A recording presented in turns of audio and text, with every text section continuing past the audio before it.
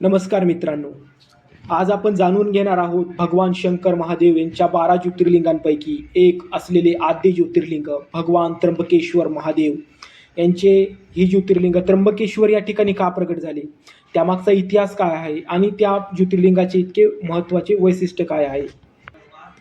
ब्रह्मगिरीच्या विस्तृत पर्वतरांगांमध्ये असलेले हे ज्योतिर्लिंग एक धार्मिक पर्यटन क्षेत्र म्हणून ओळखले जाते, ज्यामध्ये दरवर्षी 12 वर्षांनी कुंभमेळा भरला जातो आणि यावर्षी सुद्धा 31 ऑक्टोबर 2026 पासून त्या ठिकाणी कुंभमेळा चालू होणार आहे. त्र्यंबकेश्वर हे ठिकाण नाशिक शहरापासून अवघ्या 30 किलोमीटर अंतरावरती असून त्यामागचा इतिहास असा आहे की ऋषी गौतम आणि त्यांच्या पत्नी अहिल्यादेवी यांचा एक जुना आणि प्राचीन आश्रम त्या ठिकाणी होता.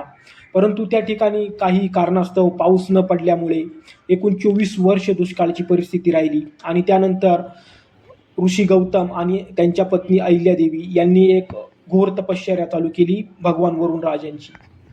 वरुण देवांनी प्रसन्न होऊन त्यांना एक वर दिला. या वरदानमध्ये त्यांनी ऋषी गौतम यांना एक अक्षयकुंड भेट म्हणून दिला, ज्यामध्ये ज्या अक्षयकुंडाचं तील पाणी कधीही समाप्त न होणारे होते. त्याचा फायदा असा झाला की आजूबाजूतील जे माणसे होती त्यांना त्या कुंडातील पाणी वापरायला भेटत होते. आजूबाजूच्या लोकांना पाणी वापरायला भेटत असल्यामुळे त्या ठिकाणची दुष्काळाची जी परिस्थिती होती ती पूर्णपणे सामान्यता व्हायला लागली आणि त्यातून गौतम ऋषी आणि अहिल्यादेवी यांच्या आश्रमाची ख्याती आजूबाजूच्या परिसरामध्ये वाढायला लागली. या गोष्टीचा परिणाम असा झाला की आजूबाजूचे जे ऋषी होते यांना गौतम ऋषी आणि त्यांची पत्नी अहिल्यादेवी यांची ख्याती सहन नाही झाली आणि त्यांना गौतम ऋषींबद्दल ईर्ष्या तयार झाली. या ईर्ष्येचे रूपांतर रागामध्ये होऊन आजूबाजूच्या जे ऋषी होते त्यांनी गौतम ऋषींना या गोष्टीचा धडा शिकवण्याचे ठरवले. त्यानंतर बाकीच्या ऋषींनी आराध्य देव भगवान श्री गणेश यांची आराधना करून सहकार्य करण्याचे ठरले. भगवान गणेश यांनी त्यांच्या मंत्र सानिध्यातून बाकीच्या ऋषींना एक गाय तयार करून दिली आणि ती गाय बाकीच्या ऋषींनी गौतम ऋषी यांच्या शेतामध्ये सोडली. तर ती गाय ज्यावेळेस गौतम ऋषींनी तिला शेताच्या बाहेर हाकलण्यासाठी गेले तर ती गाय त्या ठिकाणी मृत होऊन पडली.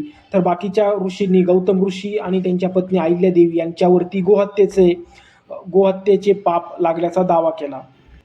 या गोहत्येच्या पापातून बाहेर पडण्यासाठी भगवान गौतम ऋषी यांनी ब्रह्मगिरीच्या पर्वत रांगांमध्ये भगवान शंकर यांची घोर तपश्चर्या चालू केली आणि घोर तपश्चर्या झाल्यानंतर भगवान शंकर त्यांना प्रसन्न झाले आणि या पापातून मुक्ती मिळवण्यासाठी गोदावरीच्या अमृत स्नानाची विनंती गौतम ऋषी यांनी भगवान शंकर यांच्याकडे केली. पवित्र गौतमी गोदावरीमध्ये स्नान करून भगवान गौतम ऋषी हे पापमुक्त झाले, गोहत्येच्या पापातून मुक्त झाले आणि त्यांनी भगवान शंकर यांना विनंती केली की तुम्ही या ठिकाणी निवास करावा. तर त्यातून भगवान त्र्यंबकेश्वर ज्योतिर्लिंग यांची निर्मिती झाली.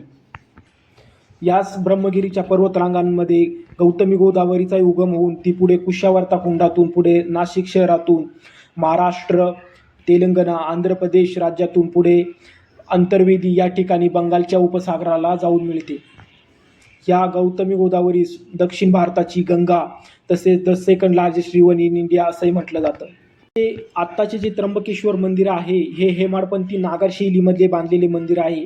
हे मंदिर श्रीमंत नानासाहेब पेशवे यांनी 1755 ते 1786 या काळामध्ये बांधले. हे मंदिर बांधण्यासाठी टोटली 31 वर्ष लागले होते. संपूर्ण भारतात त्र्यंबकेश्वर हे असे एकमेव ज्योतिर्लिंग आहे ज्याचे शिवलिंग हे जमिनीमध्ये आहे, बाकीचे शिवलिंग हे जमिनीच्या बाहेर असते. या त्र्यंबकेश्वर ज्योतिर्लिंगामध्ये एकूण 3 ब्रह्मा विष्णू महेशाचे 3 ज्योतिर्लिंग असून संपूर्ण भारतात नारायण नागबली हा पण फक्त त्र्यंबकेश्वर याच ठिकाणी केला जातो. मित्रांनो, आपल्या नाशिक शहराजवळच असलेल्या भगवान त्र्यंबकेश्वर महादेव यांच्या धार्मिक वारसा लाभलेल्या ज्योतिर्लिंगाबद्दलची माहिती तुम्हाला कशी वाटली कमेंटमध्ये नक्की सांगा. हर हर महादेव. धन्यवाद.